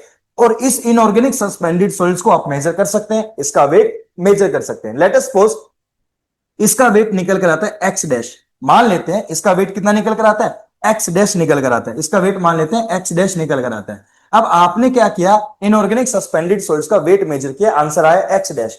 तो पानी में ऑर्गेनिक सस्पेंडेड सॉलिड्स कितना होगा, ऑर्गेनिक सस्पेंडेड सॉलिड्स कितना होगा, कितना रिमूव हो गया है। तो आपने सस्पेंडेड सॉलिड्स कितना मेजर किया था, एक्स, और आपने इनऑर्गेनिक कितना मेजर किया, एक्स डैश। तो एक्स में से एक्स डैश माइनस कर देंगे तो आपको क्या मिल जाएगा, ऑर्गेनिक सस्पेंडेड सॉलिड्स भी मिल जाएगा। अब कॉन्सेप्ट ये है, ध्यान रखना कॉन्सेप्ट क्या है, कॉन्सेप्ट ये है कि जो हम बात बोल तो रहे हैं कि इतने टेम्परेचर पर ऑर्गेनिक सस्पेंडेड सॉलिड्स ऑक्सीडाइज हो जाएगा। बेसिकली इसमें से कौन से सॉलिड्स ऑक्सीडाइज होते हैं, जो सॉलिड्स ऑक्सीडाइज हो जाते हैं डायरेक्टली, वो सॉलिड्स जो डायरेक्टली गैसेस में कन्वर्ट हो गए हैं, उन सॉलिड्स को बोला जाता है वोलेटाइल सॉलिड्स। तो पानी में जितना भी सब्सटेंस वोलेटाइल नेचर का होगा, पानी में जितना भी सब्सटेंस वोलेटाइल नेचर का होगा, वोलेटाइल नेचर का होगा, वो सारा का सारा सब्सटेंस ऑक्सीडाइज हो जाता है। इसीलिए जो सब्सटेंस ऑक्सीडाइज हो गया हम उनको नाम देते हैं वोलेटाइल सॉलिड्स। अब कई बारी नोमेनक्लेचर या एग्जाम में जब क्वेश्चंस आएंगे तो हम यही बोलेंगे कि सस्पेंडेड सॉलिड्स को जब मफल फर्नेस में रखेंगे और इतना टेम्परेचर जब रखेंगे तो इतने टेम्परेचर पर जितना भी पानी में ऑर्गेनिक सॉलिड्स है वो रिमूव हो जाएगा, वो ऑक्सीडाइज हो जाएगा। एक्चुअली में क्या रिमूव हो रहा है, वोलेटाइल सॉलिड्स हो रहा है। तो वोलेटाइल सॉलिड्स को भी ऑर्गेनिक सस्पेंडेड सॉलिड्स बोल सकते हैं। तो एग्जाम में क्वेश्चन आएंगे तो ध्यान रखना, वोलेटाइल सस्पेंडेड सॉलिड्स कई बार यूज करता है, कई बार organic suspended solids nomenclature use करेगा। तो वोलेटाइल सॉलिड्स बोल दो या ऑर्गेनिक सस्पेंडेड सॉलिड्स बोल दो, दोनों का मतलब क्या रहेगा, सेम रहेगा। दूसरा, जब आप बोल रहे हैं कि यहां से सारा का सारा वोलेटाइल सॉलिड्स रिमूव हो गया, बचा क्या, इनऑर्गेनिक सॉलिड्स। जो इनऑर्गेनिक सस्पेंडेड सॉलिड्स बचा इसको हमने बोल दिया नॉन वोलेटाइल, इसको हमने क्या बोल दिया, नॉन वोलेटाइल। या आप इसको बोल सकते हैं फिक्स्ड सॉलिड, या आप इसको बोल सकते हैं फिक्स्ड सॉलिड्स। तो आप इसको फिक्स्ड सॉलिड बोल दो या नॉन वोलेटाइल सॉलिड्स बोल दो, दोनों का मतलब एक ही रहेगा।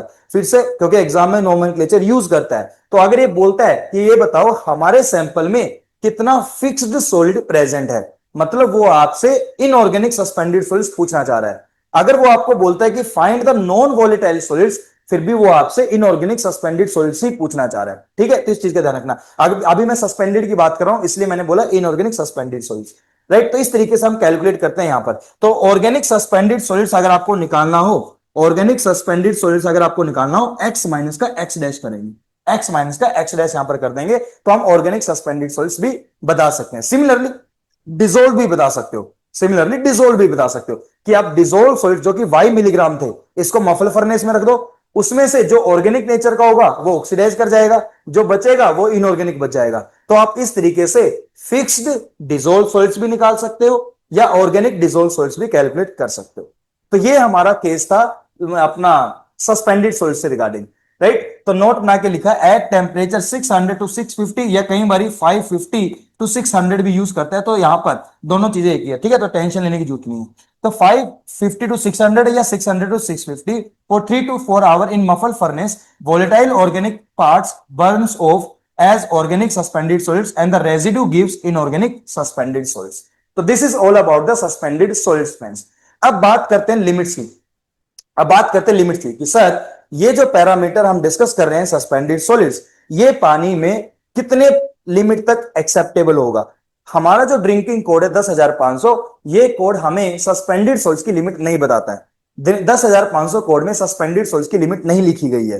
तो हम जब एग्जाम में क्वेश्चन भी पूछा गया है कि ये बताओ पानी में सस्पेंडेड सॉलिड्स की लिमिट कितनी है, तो इसकी लिमिट हमें किसी और कोड से पता लग रही है, और वो कोड हमारे पास है EPA, environmental protection act, environmental protection agency. As per this EPA, suspended solids in water should be less than 30 milligram per liter. Suspended solid water should be less than 30 milligram per liter. तो ध्यान रखना इस range को, ये जो value मैंने आपको बताई, क्वेश्चन आ सकता है कि ये बताओ पानी में suspended solids according to the IS 10,500, कोई आंसर नहीं है इसका क्योंकि कोड ने बताया ही नहीं अपने को। बट ये जो 30 मिलीग्राम पर लीटर की वैल्यू मैं आपको बता रहा हूं, ये कौन से कोड के हिसाब से बता रहा हूं, ईपीए के हिसाब से, एनवायरमेंटल प्रोटेक्शन एजेंसी के हिसाब से बता रहा हूं। अगर क्वेश्चन आया एग्जाम में और ये मेंशन नहीं है कि ईपीए के हिसाब से बताओ और आंसर आपको देना है, तो आप 30 मिलीग्राम पर लीटर ही बताना सस्पेंडेड सॉलिड्स के लिए। It is not specified in IS 10,500। तो ये 10,500 2012 जो कोड आया था हमारे पास, IS 10,500 2012, उसमें इसके बारे में कोई जिक्र नहीं है इसके बारे में। यहां पर मेरा पहला पैरामीटर कंप्लीट होता है सस्पेंडेड सॉलिड्स। अब ये बताओ इसमें कोई डाउट किसी को, सस्पेंडेड सॉलिड्स में कोई डाउट किसी को तो एक बार मेरे को बता दो, नहीं फिर हम आगे डिस्कस करेंगे अपने सेकंड पैरामीटर टर्बिडिटी को। No sir.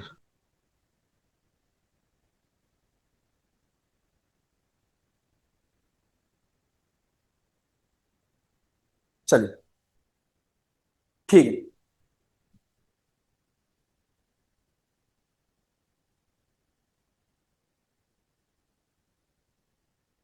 Okay, now second parameter हमारे पास है टर्बिडिटी। नाउ ध्यान दीजिएगा, टर्बिडिटी की अगर मैं बात करूं, अगर मैं आपसे बोलता हूं कि टर्बिडिटी का मतलब क्या होता है,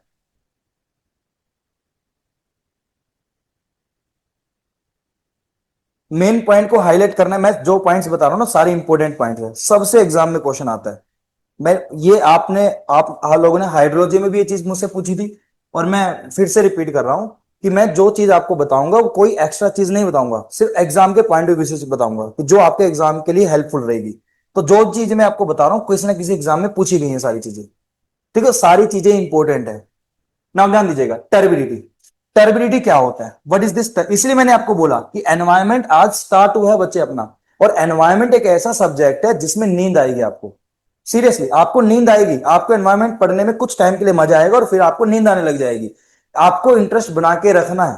मैं भी अपनी तरफ से ट्राई करूंगा कि आपको आपका इंटरेस्ट बना रहे।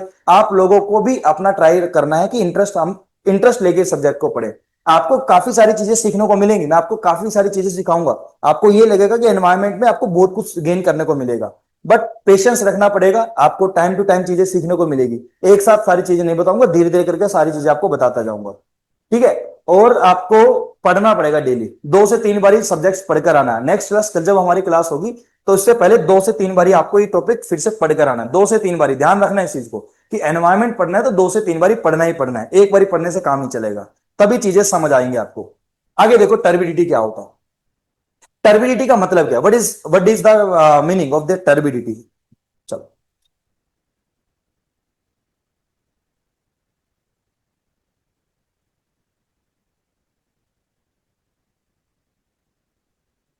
हाँ पीडीएफ तो मैं पहले ही सेंड कर दूंगा ग्रुप में, पीडीएफ में सेंड कर दूंगा ग्रुप में, उसकी टेंशन नहीं है।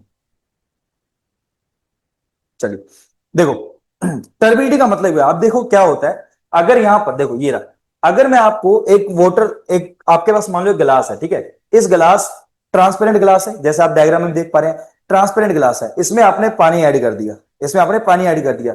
अब आप इस गिलास के आर पार भी देख सकते हैं, आप विजुलाइज करिएगा कि आपके पास एक ट्रांसपेरेंट गिलास है, उसमें पानी आपने ऐड किया, आप उसके आर पार देख सकते हैं ना, शार्प क्लियर होगा, विजुअल होगा आपको। अब आपने क्या किया, पानी के अंदर कुछ पार्टिकल्स डाल दिए, आपने कुछ पानी में पार्टिकल्स डाल दिए। जब पानी के अंदर आपने पार्टिकल्स डाल दिए हैं तो अभी भी आप देख तो पा रहे हैं, बट पहले के कंपैरेटिवली उतना शार्प आप देख नहीं पा रहे हैं, विजन थोड़ा सा ऑब्स्ट्रक्ट हो गया है। आपने और ज्यादा पार्टिकल पानी में डाल दिए तो अभी भी आप कुछ देख तो पा रहे हो, कुछ एक्सटेंट तक देख पा रहे होंगे, बट पहले के कंपैरेटिवली बहुत ही कम एक्सटेंट तक ही आप देख पा रहे हो कंपैरेटिवली।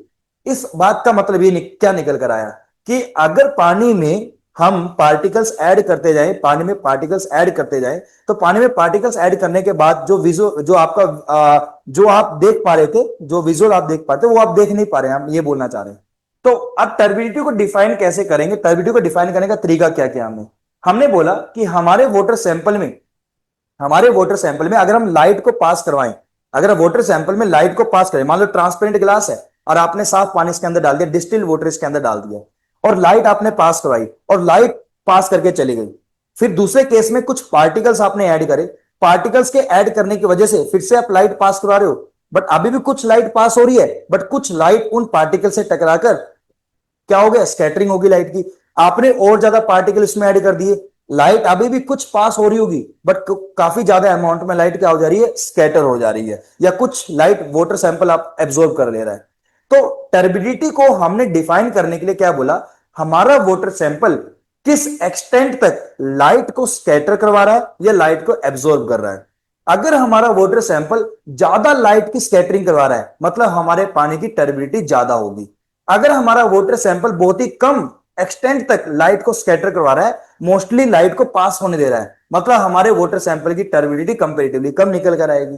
तो it is the extent to which light is either scattered और absorb by the water sample. और ये किस वजह से हो रहा है, क्योंकि पानी में सस्पेंडेड सॉलिड्स प्रेजेंट है।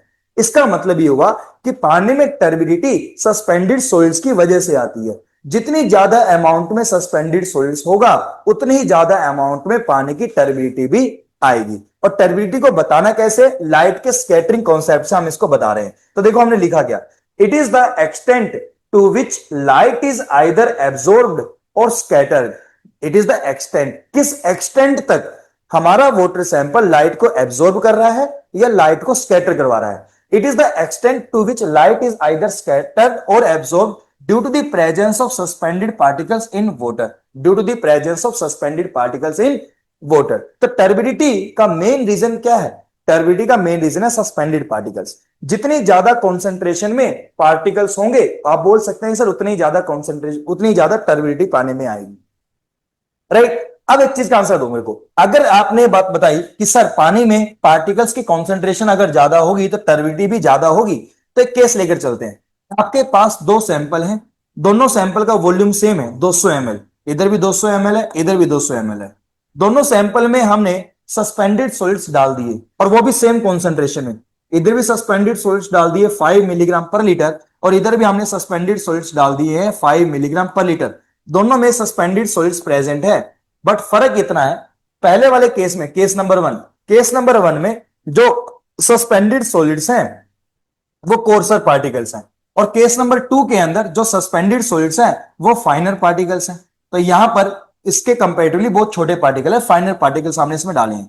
तो यहां पर सस्पेंडेड सॉलिड्स हैं बट फाइनर पार्टिकल्स हैं। अगर मैं आपसे क्वेश्चन करता हूं दोनों सैंपल में क्या टर्बिडिटी सेम आएगी, दोनों सैंपल में सस्पेंडेड सॉलिड सेम अमाउंट में है 5 मिलीग्राम पर लीटर, क्या दोनों सैंपल की टर्बिडिटी सेम आएगी? तो आप क्या बोलेंगे, नो सर दोनों सैंपल की टर्बिडिटी सेम नहीं आएगी। टर्बिडिटी तो सस्पेंडेड सॉलिड्स की वजह से आती है और दोनों सैंपल में सस्पेंडेड सॉलिड्स भी सेम है, तो टर्बिडिटी सेम आनी चाहिए नहीं, क्योंकि टर्बिडिटी को डिफाइन कैसे किया जा रहा है, लाइट के स्कैटरिंग कॉन्सेप्ट से। हमारा जो वाटर सैंपल 1 है ये लाइट को कम स्कैटर करवाएगा, बट वाटर सैंपल जो 2 है वो लाइट को ज्यादा स्कैटर करवाएगा। ज्यादा स्कैटर क्यों करवा रहा है, क्योंकि यहां पर पार्टिकल्स का सरफेस एरिया ज्यादा मिल रहा है, यहां पर पार्टिकल का सरफेस एरिया ज्यादा आ रहा है, तो जितना छोटा पार्टिकल होगा सरफेस एरिया उतना ही ज्यादा जाता है। तो सरफेस एरिया जो होता है वो पार्टिकल साइज के इनवर्सली प्रोपोर्शनल होता है, सरफेस एरिया पार्टिकल साइज के इनवर्सली प्रोपोर्शनल होता है। जितना छोटा पार्टिकल होगा सरफेस एरिया उतना ही ज्यादा, और लाइट जैसे ही उस सरफेस एरिया के कांटेक्ट में आएगी लाइट की स्कैटरिंग हो जाएगी। तो हमारा सेकंड वाला जो वाटर सैंपल है वो ज्यादा लाइट की स्कैटरिंग करवाएगा, फर्स्ट वाला कम लाइट की स्कैटरिंग करवाएगा।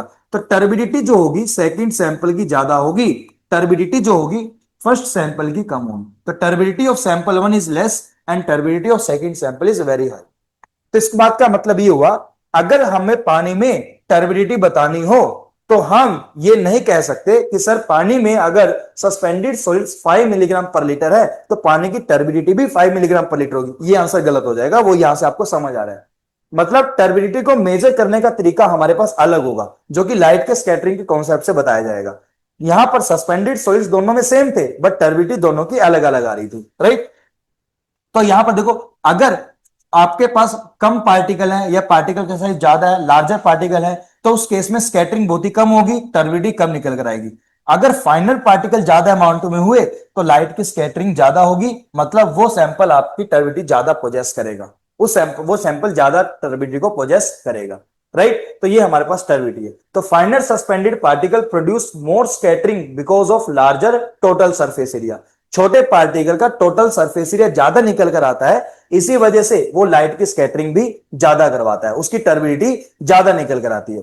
इंपैक्ट क्या हो सकता है, इंपैक्ट की अगर बात करें, क्योंकि पानी में टर्बिडिटी किस वजह से आ रही है, सस्पेंडेड सॉलिड्स की वजह से आ रही है, तो जो इंपैक्ट सस्पेंडेड सॉलिड्स का होगा वही इंपैक्ट टर्बिडिटी का भी होगा, तो सेम टू सेम इंपैक्ट होगा।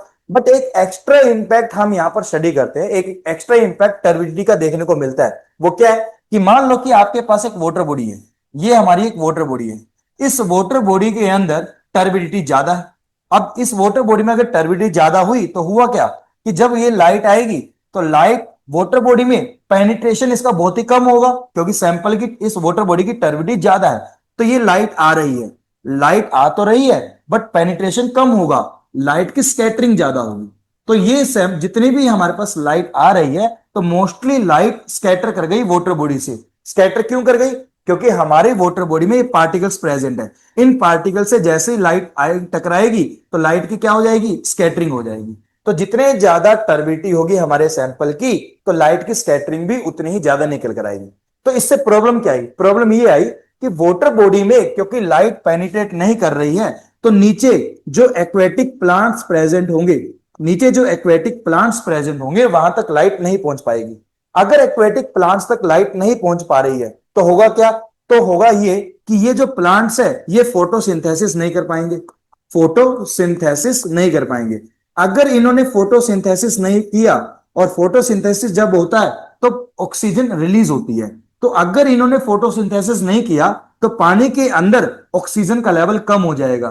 क्यों, क्योंकि ये ऑक्सीजन रिलीज नहीं कर पाएंगे। अगर पानी के अंदर ऑक्सीजन का लेवल कम हो गया तो दिक्कत क्या है, दिक्कत यह है कि जो पानी में एक्वेटिक लाइफ सरवाइव कर रही है उसको ऑक्सीजन चाहिए, हमें भी तो ऑक्सीजन चाहिए, हम तो ऑक्सीजन ले लेते हैं एटमॉस्फेयर से, बट जो एक्वेटिक लाइफ है वो ऑक्सीजन लेती है वाटर के अंदर जो प्रेजेंट है डिजोल्व फॉर्म में। और ये जो डिजोल्व ऑक्सीजन है ये फोटोसिंथेसिस से कॉन्टिन्यूसली आ रही थी, बट टर्बिडिटी आने की वजह से फोटोसिंथेसिस का कम हो गया एक्सटेंट, जिसकी वजह से ऑक्सीजन का लेवल कम हो गया है, जिसकी वजह से एक्वेटिक लाइफ का सर्वाइवल डिफिकल्ट हो जाता है। तो ये बेसिकली टर्बिडिटी अगर वाटर बॉडी में है तो ये एक्वेटिक लाइफ के सर्वाइवल को डिफिकल्ट कर देती है। The turbidity of water body surface interfere with penetration of sunlight and affect the survival of the aquatic life and affect the survival of the aquatic life. Eutrophication बच्चे अलग होता है, ये बताऊंगा बाद में। यूट्रोफिकेशन एक अलग केस है। हाँ, यूट्रोफिकेशन की वजह से बोल सकते हैं, लेकिन वो एक डिफरेंट थिंग रहता है, ठीक है, उसको वर्ड को जोड़ो मत अभी। Now two sample have same suspended solids concentration but possess different turbidity because one have coarser particle, hence reducing turbidity due to decreasing surface area। वही चीजें जो मैंने आपको बताया,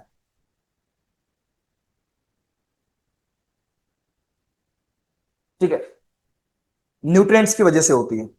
हम अगर पानी में वाटर बॉडी में न्यूट्रिएंट्स वगैरह डिस्पोज कर देते हैं, न्यूट्रिएंट्स अगर आ जाते हैं पानी में, तो वहां पर एल्गी ग्रो कर जाती है। इस फिनोमेना को यूट्रोफिकेशन बोलते हैं। तो एल्गी की वजह से यूट्रोफिकेशन नहीं होती है, न्यूट्रिएंट्स की सप्लाई करने की वजह से यूट्रोफिकेशन होता है। और न्यूट्रिएंट्स की जब सप्लाई होगी तो एल्गी ग्रो करेगी, एल्गल ब्लूम बोलते हैं, तो एल्गल ब्लूम आ जाता है। बताऊंगा मैं आपको वो चीजें बाद में। आगे देखो, अब बात करते हैं इसकी मेजरमेंट की। चलो ठीक है, मेजरमेंट को हम कल कर लेंगे, आज के लिए I think more than sufficient है। ठीक है, आज इतना ही रखते हैं। फिर से मैं आपको बोल रहा हूं कि पढ़कर आना भाई, इसको 2-3 बार पढ़कर आना है। और कल मेजरमेंट ऑफ टर्बिडिटी बहुत इंपॉर्टेंट टॉपिक रहेगा आपका, कि टर्बिडिटी को हम कैसे मेजर करते हैं, टर्बिडिटी रोड मेथड क्या है, और हमारे पास जैक्सन टर्बिडीमीटर मेथड क्या है, बेलिस टर्बिडीमीटर मेथड, नेफ्लोमीटर जो आज के टाइम पे यूज भी करते हैं। तो ये मैं आपको कल की क्लास में बताऊंगा सारे डिस्कशन, कि किस तरीके से हम इसको मेजर करते हैं। आज की क्लास इतनी ही रखते हैं, यहां तक। आज की क्लास में कोई डाउट किसी को तो पूछ लीजिएगा मुझसे, किसी को कोई डाउट आज की क्लास में तो पूछ लीजिएगा, नहीं फिर हम कल मिलते हैं।